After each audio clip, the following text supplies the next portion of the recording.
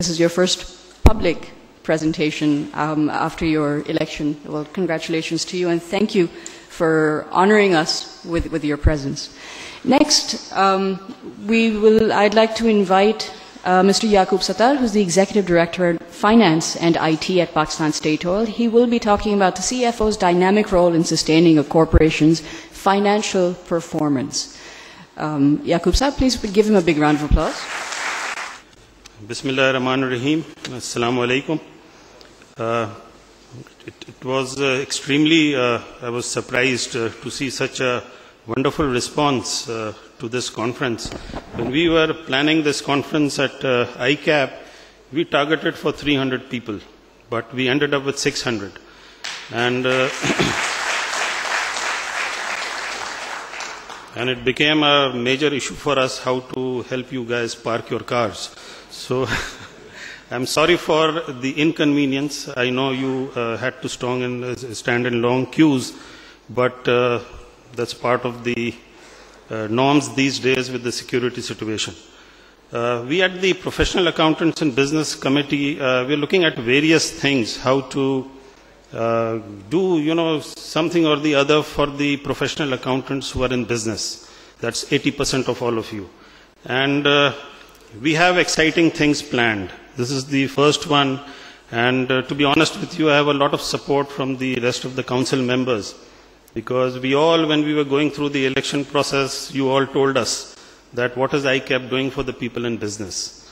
And this is our response to you. We have started, and we are trying to do more things, and inshallah we'll pan it out as we go along.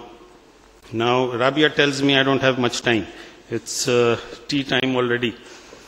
But just bear with me for a few moments. It was a tough call coming after two big speakers and then talking about a CFO's role. The only advantage I have is that I am myself a CFO. So I'll talk and try to punctuate some of my slides with a personal experience that we go through as CFOs. We have been spending a lot of time in the past making accounts, putting tax returns in on time, and generating the reports. Dr. Saab mentioned about a lot of things where we need to change, but Dr. Saab, we are changing. In the beginning, he said, I was surprised to see some of the non-CAs as speakers. We are opening up, Dr. Saab. So we are there to, because in the industry, we don't only work with accountants. We work with MBAs, we work with engineers, we work with lawyers, doctors, from all profession, and we know how to work in teams and how to work with different types of people, because the wealth of ideas and the things we learn from them is amazing learning for us in the industry. The CEOs are gradually relying more on CFOs now to answer a lot of questions, and they want to ask almost everything from us. And we have to quickly position ourselves and also change ourselves in a way that these chief executives can rely more and more on us, and we are helpful in the success of our organization, and that is the purpose of our existence. So moving on, the question is then how can we become effective members of the team? And that is the theme I want to touch upon today, that how do we become effective? What should we do? How should we change? Where should we change? And to start off, my point is, please start looking towards the future. The past is our job, making accounts, putting tax returns in place, but the future is where everything is. Now, why do I say to look towards the future? You see, when the managing director goes to the boardroom, the directors give him a target. That as the managing director or CEO, you have to achieve these targets for the company. And if we are looking back, we cannot achieve the forward targets. So we have to align ourselves with the chief executive in the leadership role and support him to prepare the strategic plan of the organization. Where do we see the organization 5 years from now, 10 years from now? And the shareholder value, that is another requirement of the board that we have to address. Now why? Why is the shareholder value, and how can the shareholder value be important? If you look at the share price in the market today, it's got nothing to do with the past. The share value today is the present value of the future earnings of the organizations, and that is how the business analysts, they value each and every company. What happened on the 10th of March is not relevant today. It's what is going to happen 11th March onwards is relevant. So we have to constantly look at the future and be an integral part of any new project the organization is planning, so that you bring in your expertise, and please don't underestimate your expertise. The wealth of information you have in the organization is nobody else has it. It's the CFO who knows in and out of the organization. So the role is changing from the guardian of the books to a more strategic level. My next point is the MIS. Now, what is basically MIS?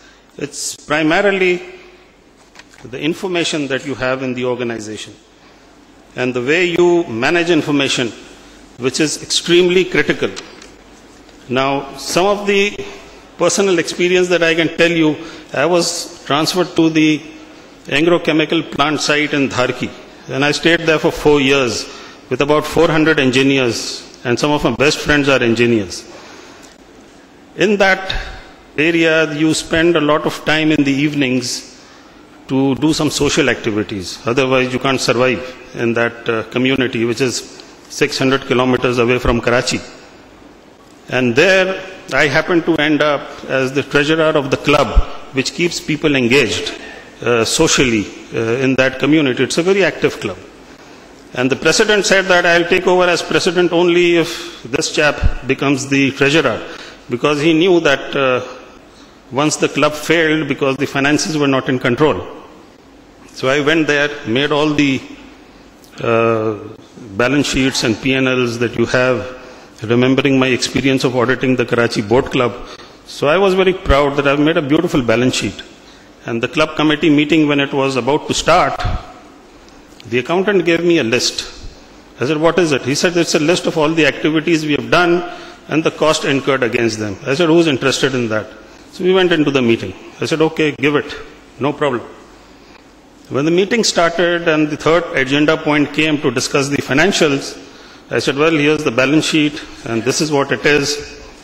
Within 10 seconds, everybody turned the page. And I was surprised that I planned to spend 15 minutes explaining the balance sheet to them. But they were not interested. They said, this is something you understand, let's move forward. So they saw the P&L, again 10 seconds, next page. And they came to that third sheet. Wow, this is what we were looking for. Why did you spend 20,000 on a cricket match? And why did you spend this and that? And there was electricity in the room. People were all concerned and really involved in talking and decision making. So that was the experience I learned. It hit me like a brick on my head that, look, you may be thinking everybody is balance sheet literate, but the client or the customer or the board members, they are not interested in the balance sheet. They want real information on which they can make decisions. So that is our job. I've been presenting quarterly financials to the board for the past 14 years now, since 1996. Believe me, I've never presented a balance sheet in the boardroom. Nobody wants to look at it. Everybody wants to understand what happened in this quarter. What does the future look like? How can we change the future? The board members ask us that, tell us how can we help you as management? What are the new things that the company is doing? How do you, increase shareholder value? Issues on safety, issues on other things. So there are things where we feel that the entire world wants it, but it's not the case. That's from practical experience. So we have to be involved more in ensuring that the information is right and it goes to the right people to take the right decision. And we have to learn what is the need of our people in the company.